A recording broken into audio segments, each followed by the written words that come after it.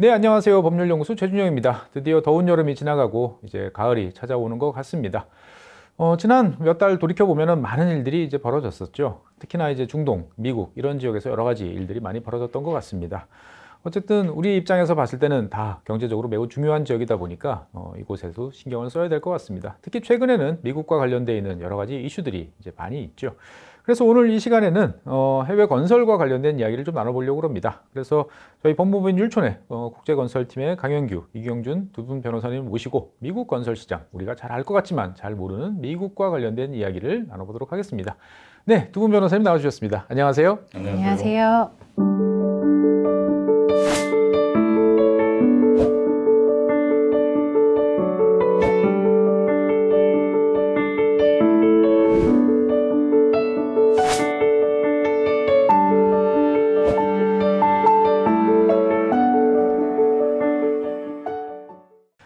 두 분께서는 이제 국내 건설 관련 기업 그리고 주로 건설사, 엔지니어링과 관련된 해외 건설 프로젝트와 관련되어 있는 여러 가지 업무를 수행하고 계십니다.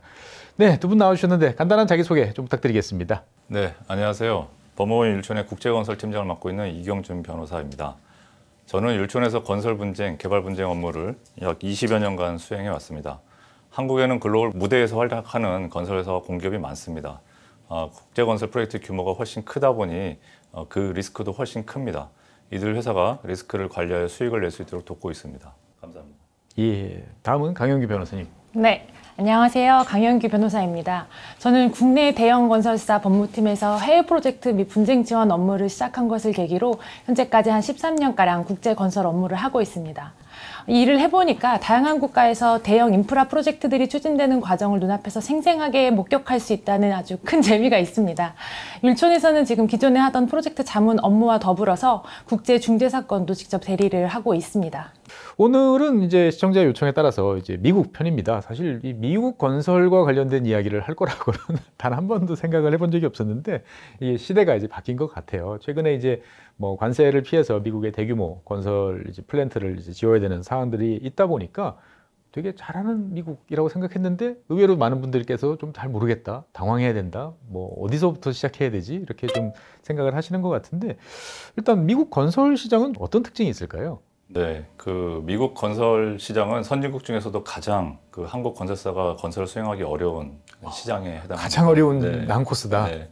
좋게 말해서 이제 가장 제도적으로 성숙된 시장이라고 그러다 보니까 저희가 이제 예상치 못한 상황들이 종종 발생하는 소송의 나라답게 역시 그런 현장이라고 할 수 있겠고요. 예. 선진국 시장의 경우에 중동과 달리 이제 제3국 근로자들을 데리고 들어가서 일을 할 수가 없어서 일단 가격 경쟁력이 약해지고요. 또 기술 경쟁력이 우위에 있지 못한 경우가 많습니다. 미국 현지 협력업체들을 또 쓰더라도 네. 한국 협력업체들과 좀 다릅니다. 그래서 분통이 터진다는 이야기 하시는 분이 종종 계시던데 순종적인 협력을 기대하기 좀 어려운 경우가 많고 예. 효율을 또 기대하기 어려운 경우가 많습니다. 그리고 건설 현장이 오지인 경우가 많습니다. 그러다 좀 되게 이렇게 도시에서 떨어진 지역. 네. 현지에서의 노무자를 모으기도 쉽지 않고 예. 다른 지역에서 노무자를 데려올 경우에 또 경비가 많이 발생하고 하곤 합니다. 야, 변호사님 말씀 듣다 보니까 이거 저기 차원이 다르다. 뭐 이런 생각이 좀 듭니다. 보면 벌써부터. 예. 더군다나 이제 미국은 또 유니온이 많이 발달해 있는 곳이 많습니다. 그래서 유니온 가입자만 노무자로 사용해야 하는 주가 있는데요. 네, 그럼 유니온과 노임 단가 협상을 해야 하므로 이제 현지 여건에 익숙하지 않은 한국 건설사들은 협상에서 불리한 경우가 많습니다. 이게 무슨 표준 뭐 임금 단가 이렇게 적용하는 게 아니고 또 다 협상이군요. 네, 그리고 자주 보던 사이에서 협상하는 것과 네. 이렇게 어쩌다 가서 이제 협상하는 것과는 결과에 있어서 차이가 많이 나겠죠. 그리고 또 이제 미국은 이제 연방과 주가 또 나뉘어져 있다 보니까 다층적인 법 제도가 있고요.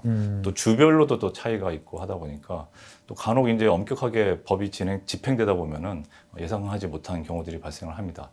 최근에 이제 이민 당국이 이제 복수의 이제 한국 건설공사 현장을 단속해가지고 대규모로 검거한 상황이 발생한 것도 어찌 보면 이런 연장선상에서 볼 수 있을 것 같습니다. 어쨌든 이 미국과 관련돼서 사실은 이제 50개 주나 되다 보니까 50개 나라가 있는 셈이고 다 규정도 다르고 이거 도대체 어디서부터 이해를 하고 파악을 해야 되는지도 어려울 것 같은데 여기에 대해서 혹시 뭐 좀 팁이 있을까요? 보면?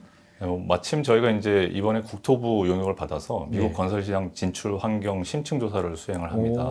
네네. 그래서 여건상 50개 주까지는 아닙니다만 텍사스, 캘리포니아, 뉴욕, 루이지애나, 네. 조지아, 알래스카 6개 주의 건설 관련 주요 법 제도랑 그다음에 공정비율 단가, 노무, 세무, 조달 환경 등에 대해서도 심층적으로 조사를 해서 약 1년 뒤에 보고할 예정이 있습니다. 2026년에 이제 완료되는 네, 거군요. 네. 보면은. 그래서 한국 건설사들한테 많은 참고가 됐으면 하고 있습니다. 많은 분들께서 이제 빨리 좀 나왔으면 좋겠다라고 생각을 하실 것 같은데, 이 뭐 미국 우리 이제 공장들이 이제 가서 제품을 생산하기 위해서 플랜트를 짓는 것도 있습니다만, 우리나라 건설 시장, 건설 기업들도 한번 미국에 진출해 볼까라는 생각들도 많이 할 것 같은데, 우리 기업들이 이제 관심을 가질 만한 분야는 어떤 쪽들이 있을까요? 소소하게는 이제 건축 쪽으로 진출하려는 시도들이 종종 있습니다만 아무래도 대규모 플랜트 분야 진출이 주로 이룰 것 같습니다. 우선 이제 국내 그룹의 주력사들이 이제 반도체, 배터리, 자동차, 제철 공장을 이제 건설할 예정이 있고 이미 진행하고 있고 해당 그룹의 건설사들이 진출을 하고 있습니다. 그 외에도 이제 한국 건설사가 엔지니어링과 기술력과 실적을 가진 분야, 네네. 가령 석유, 가스, 정제, 가공해서 제품을 만드는 그런 다운스트리밍 플랜트 건설에서도 한국 업체들이 미국에서 이제 초대받는 수준으로 알고 있습니다. 그리고 또한 한국 건설사들이 미국 SMR 기술사들과 전략적 제휴 관계에 있는데 네네. 그 SMR 건설 실증 사업이 이제 가시화되고 있고 조만간 한국 건설사들이 들어갈 것으로 보입니다. 그리고 또 언론에 보시겠습니다만 알래스카 LNG 프로젝트가 가시화되면 한국인 이제 투자나 보증을 제공하고 한국이 LNG를 구입하는 상황에서 코리안 패키지로서 한국 건설사가 들어갈 가능성도 있을 것 같습니다. 이제 추운 데 가서 또 일해야 되는 또 그런 상황들이 이제 현장들이 점점 많아질 것 같은데, 미국 같은 경우는 우리 업체들이 가서 미국 업체들을 데리고 이제 일을 해야 되는 이제 그런 미국 업체를 선정해서 이제 사업을 진행해야 되는 형태가 될 것 같은데, 우리가 이제 어떻게 보면 계약서상 갑의 위치에서 이걸 진행을 해야 된다라고 보면 어떤 점들을 좀 신경 써야 될까요? 네. 우리 관행대로 할 수 없다는 점을 먼저 인정하고 준비해야 할 것 같습니다. 여기는 어나더 월드다. 네. 네.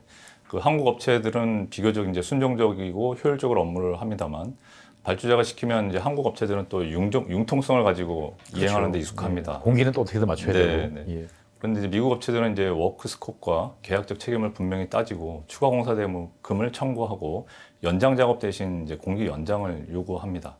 이제 한국 발주자들로서는 설계를 비롯해서 계획을 사전에 면밀히 수립한 다음에 착공 이후 변경을 최소화하면서 공사를 진행하는 것이 필요합니다. 그러니까 우리는 이거 뭐 그냥 해주세요 그러면 이 정도는 그냥 당연히 추가로 요청할 수 있는 것 같은데, 여기는 원래 계약서상이 없다든지 설계도상이 없는 거니까 이거는 설계 변경에 해당된다. 네. 아니면 이거 하는데 다시 뭐 일주일, 한 달 더 필요하다. 네. 이렇게 나오는 거군요. 그렇습니다. 예.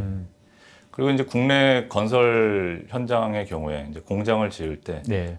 설계와 시공을 동시에 진행하는 경우가 많습니다. 패스트 트랙으로. 네, 여러 가지 여건상 최신의 기술을 접목해서 설계를 반영하려다 보니까 설계가 자꾸 늦어지고 이런 경우가 많은데 네. 아마 대체로 국내 주요 그 첨단 공장들은 그런 식으로 진행하는 경우들이 많을 것 같습니다.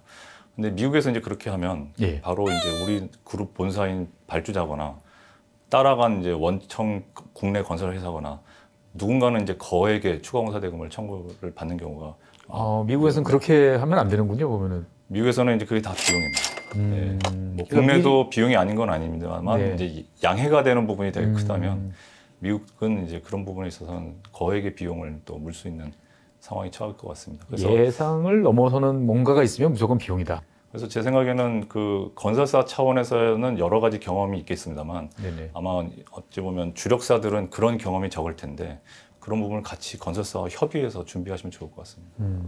사실 이제 아까도 말씀드렸습니다만 이제 미국 같은 경우는 소송의 나라. 그래서 이제 정말 우리가 이제 세상에 이런 일이 수준의 이제 다양한 소송들이 이제 있는데, 그러다 보니까 당연히 미국에서 이러한 이제 건설과 관련된 일을 한다고 하면 법적 리스크가 많을 것 같습니다. 계약 당연히 처음부터 잘 들여다봐야겠습니다만, 특히 이제 미국에서 더 신경 써야 될 계약서 작성 아니면 계약과 관련돼 있는 여러 가지 주의해야 될 점들 한번 말씀해 주시면 좋을 것 같아요. 네, 일단 계약서부터 딱 보시면 좀 생소하실 수 있습니다. 미국 같은 경우에는 미국 건축사협회가 있는데 네. AIA 표준계약서 여기서 발행한 거나 아니면 미국 설계시공협회 DBIA 표준계약서들을 많이 쓰고 있습니다. 피딕 공사를 많이 해보신 분들은 사실 뚜껑은 안 열어봐도 대충 네. 어떻게 돼 있는지 많이 아시는 그 해외 건설인들이 계시거든요. 네. 근데 이제 미국에 들어가신다고 하면 다시 계약 조건을 보시고 어떻게 리스크가 배분되어 있는지 다시 검토하셔야 되시겠고요. 네. 그다음에 이제 또 이제 주별로 적용되는 또는 이제 로컬 단위로 적용되는 크고 작은 건설 관련 법령들이 있습니다. 예를 들면 내가 뉴욕에서 공사를 이렇게 해본 경험이 있다 하더라도 똑같이 캘리포니아에서 할 수 없는 이제 문제가 있는 거죠. 아이고, 그래서 이게 또 굉장히 크고 작은 분들을 터치를 하는데 뭐 네. 빌딩 코드부터 해서 뭐 인허가 문제도 있을 수 있고요. 그다음에 대금지급 조건 관련해서도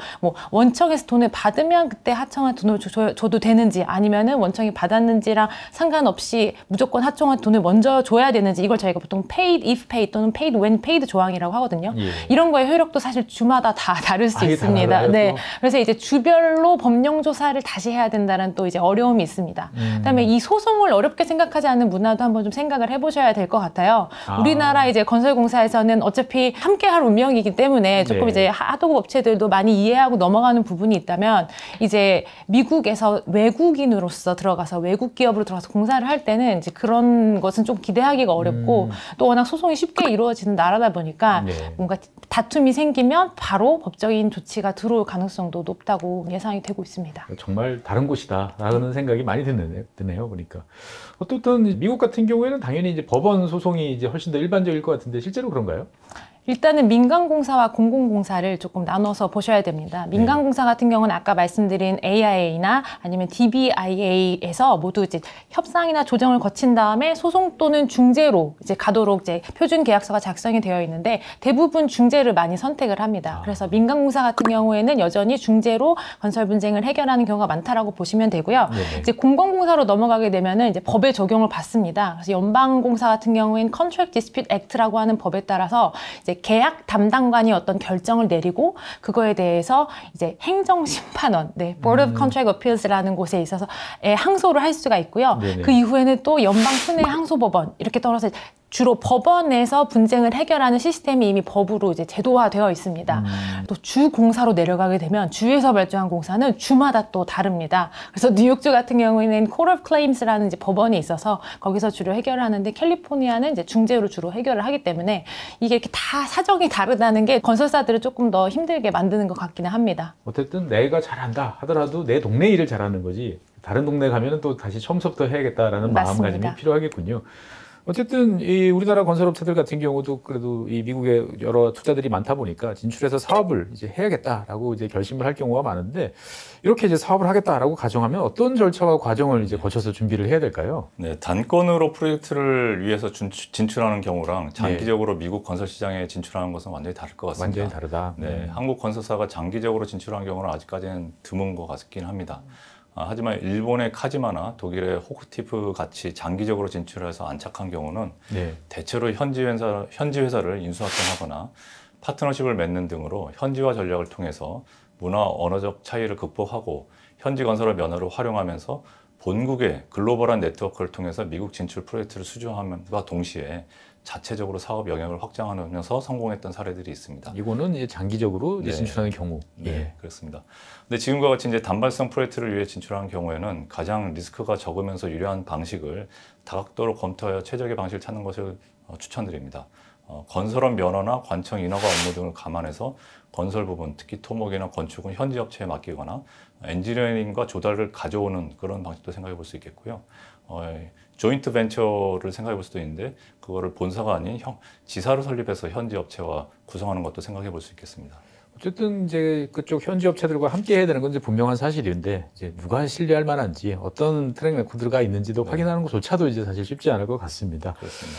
어쨌든 변호사님이 보시기에 이제 이 두 분 보시기에 이제 미국 시장에 우리 기업들이 진출하는 데 있어서 사실은 뭐 걱정이 많으실 것 같아요. 이게 이제 의욕 가지고 될 일이 아니다. 리스크가 되게 클 것 같다라고 생각하시는데 어떤 리스크들이 있는지에 대해서 한번 우리 강 변호사님께서 말씀해 주시겠습니까? 네, 일단 건설은 하나의 산업이지만 어떤 시장에 진출하는지에 따라서 다른 게임이라고 이제 보시는 게 맞고요. 네. 저도 이 일을 하면서 여러 시장을 경험하고 있습니다만 중동에서 성공적으로 프로젝트를 수행했다고 해서 그게 미국이나 동남아나 뭐 다른 시장에서 성공한다는 이제 보장이 없거든요. 근데 이제 미국 시장을 좀 구체적으로 놓고 살펴보면 이 연방, 주, 지방 정부까지 이루어지는 그 각 건설 법령의 고리를 잘 연결하고 좀 꿰뚫어 보는 것이 좀 필요합니다. 이게 인허가부터 클레임까지 방법이 다 다르다 보니까 한두 개만 빠뜨려도 제대로 일처리를 하기가 쉽지가 않습니다. 예. 사실 그런 면에서 저희가 이번에 그 국토부 용역을 하면서도 요거를 좀 이해가 잘 되게끔 정리해보자라는 지금 준비를 하고 있고요. 근데 다음은 이제 현지 하도사들과의 관계입니다. 이제 이게 미국 되게 중요할 것 같아요. 맞습니다. 이게 항상 사람이 먼저지만 사람이 문제거든요.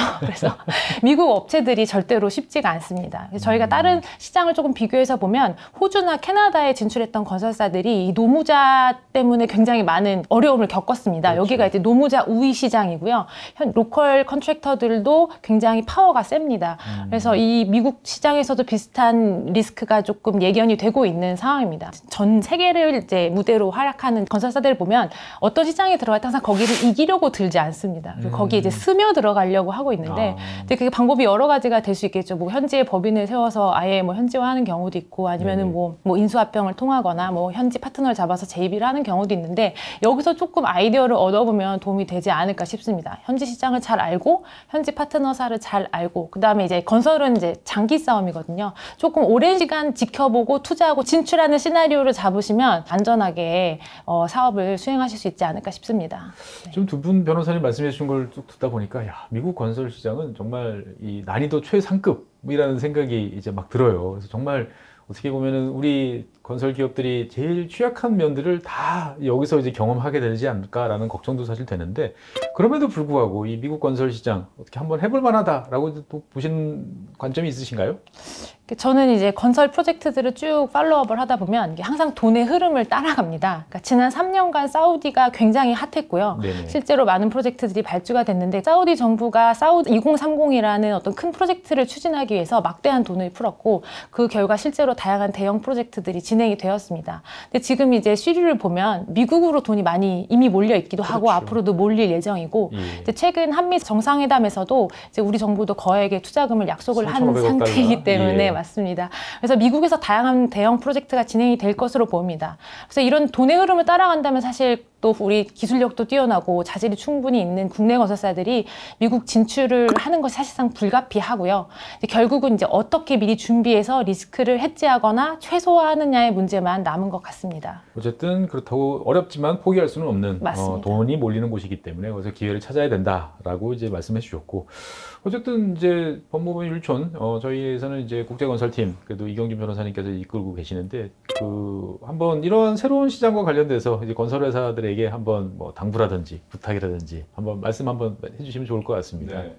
우리나라 글로벌 무대에서 활약하는 건설사들이 상당히 많습니다. 이제 해외 로펌에서 저희를 찾아왔을 때 하는 말 중에 한국은 그런 건설사가 많아서 변호사가 좋겠다라는 얘기를 할 정도로 저희 나라의 건설사들이 역량 있는 건설사들이 많습니다.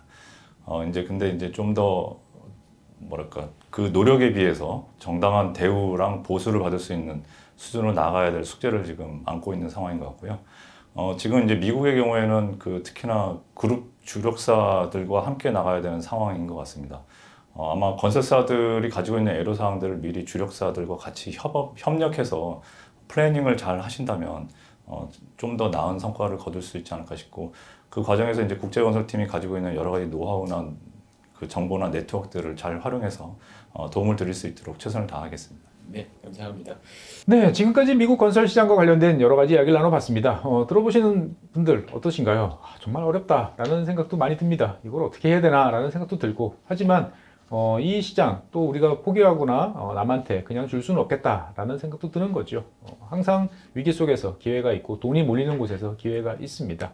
어렵고 힘든 길이지만 누군가는 가야 될 길이고 그 길에서 저희 법무법인 율촌 국제건설팀의 여러 변호사님들께서 여러분들과 함께 해주실 거라 믿습니다. 어쨌든 쉽지 않은 길이지만 분명히 잘 할 거라는 생각이 듭니다. 필요하신 일 있으면 저희 국제건설팀에 언제라도 연락 주시면 새로운 길을 찾아가는데 아마 많은 도움을 주실 것 같습니다. 그렇죠? 네, 그렇습니다. 네, 수고해 주신 이경준 변호사님 그리고 강영규 변호사님 고맙습니다. 그리고 다음 시간에 새로운 주제로 여러분 찾아뵙겠습니다. 고맙습니다.